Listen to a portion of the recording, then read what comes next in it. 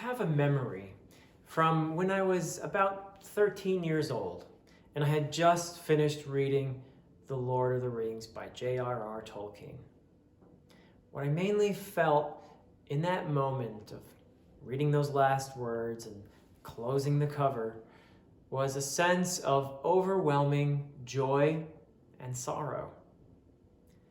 Looking back, I recognized that I was experiencing, for the first time in the literary sense, catharsis, the emotional release one experiences upon finishing a journey with the characters in a story.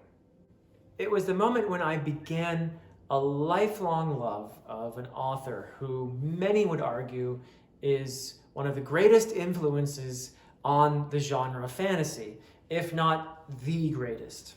However, J.R.R. Tolkien was not the inventor of fantasy. That distinction perhaps goes to either George MacDonald or William Morris in the 19th century.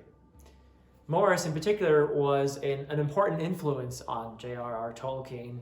Tolkien even references in his letters when he was relatively young that he was reading William Morris and inspired by him. And from William Morris, Tolkien gets many of the elements that are recognizable in his fantasy. But that's perhaps a video for another day. One of the ironies about Tolkien's work is that if it were written today, it might not even be publishable.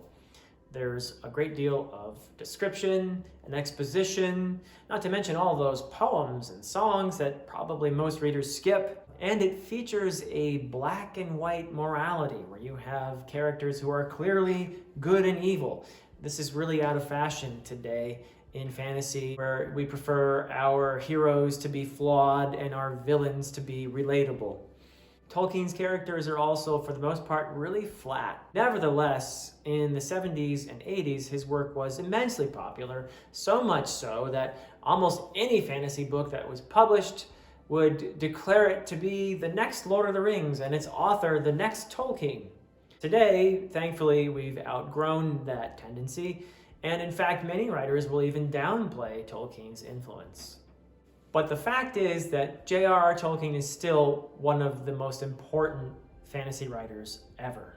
And we can see this in the many retellings of his stories, such as in the Peter Jackson films from the early 2000s and his later Hobbit movies, as well as the fact that I hear there's even Silmarillion in production, a TV series.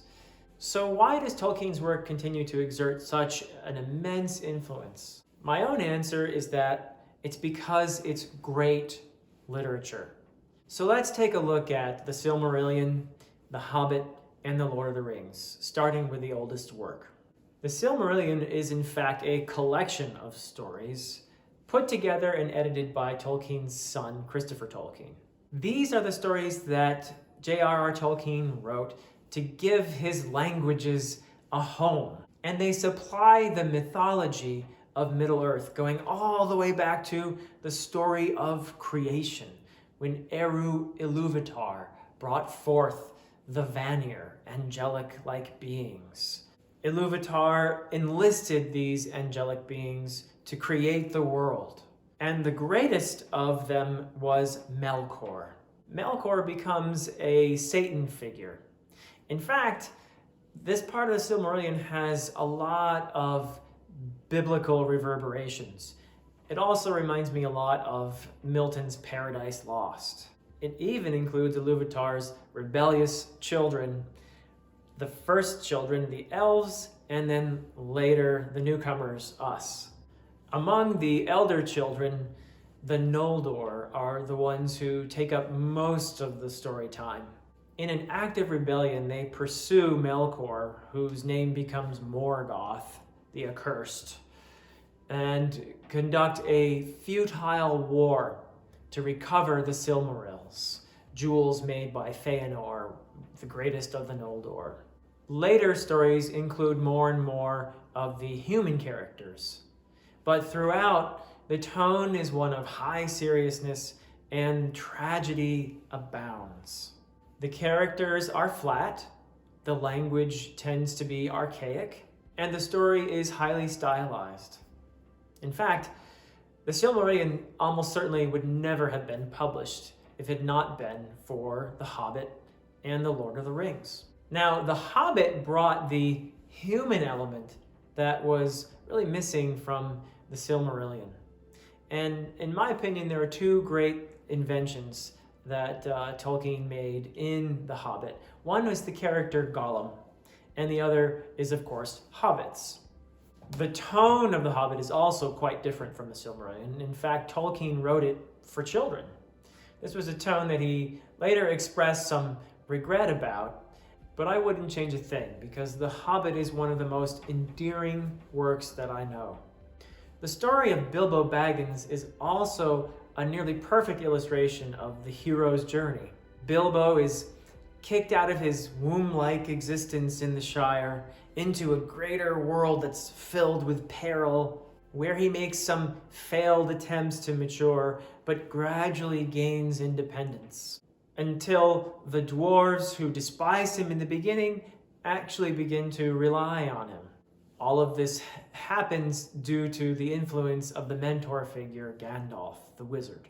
But one of the most important moments happens when Bilbo is alone, deep beneath the Misty Mountains, in Gollum's lair. Bilbo is forced to depend on himself and his own courage, and the act of mercy he performs in that moment turns out to be one of the most important events of all of Tolkien's work. Bilbo's independence and courage are also featured in Mirkwood, when he fights off nasty big spiders and saves his friends, the dwarves. In the process, naming his little sword Sting in what is an obvious rite of passage. But the biggest development for Bilbo is moral, and that is what we see at the end of the story, when he makes a tremendous sacrifice to save his friends and avert disaster. But it's really in The Lord of the Rings, in my opinion, that Tolkien hit the sweet spot. The Lord of the Rings benefits from the vast mythological backdrop that Tolkien developed in the Silmarillion, including elves and terrible danger and poignant beauty. But at the same time, it features hobbits, who are really us, little children wandering in this vast, dangerous world and bringing humanity into the story. Once again, we have the hero's journey, but Frodo's path is a darker one than Bilbo's. And at the end of it, he discovers his own moral failures, as well as his kinship with the creature Gollum. It is a story of triumph through weakness and the power of friendship. And in the end, it also features what Tolkien called eucatastrophe. In the very last moment, when all seems lost, some miracle, often the littlest of things, can come along to save the day. In this case, it was an act of mercy. The earlier one by Bilbo in The Hobbit, which was also repeated by Frodo in The Lord of the Rings. The story ends with good beating evil, but at a terrible price. In literature, and perhaps in life, no victory is compelling without struggle and loss. And The Lord of the Rings represents the end of an age, the loss of much that was beautiful and magical. It also features the elements of fantasy that I discussed in my first video, including magic, along with its sense of wonder and reverence, a deep awareness of the past, the role of language, which gives readers a sense of immersion in Middle-earth, and of course, the archetypes, which abound in the story. Lord of the Rings is great literature because it fulfills human needs. Its themes are eternal. My 13-year-old self found something in that story, and readers continue to respond to its beauty and its sorrow. Many move on from it to explore other great works of fantasy, seeking to recapture the catharsis that it bestows. Next week, I'll undertake to review one of those works, and I'll be enlisting the help of a special guest. Until next time.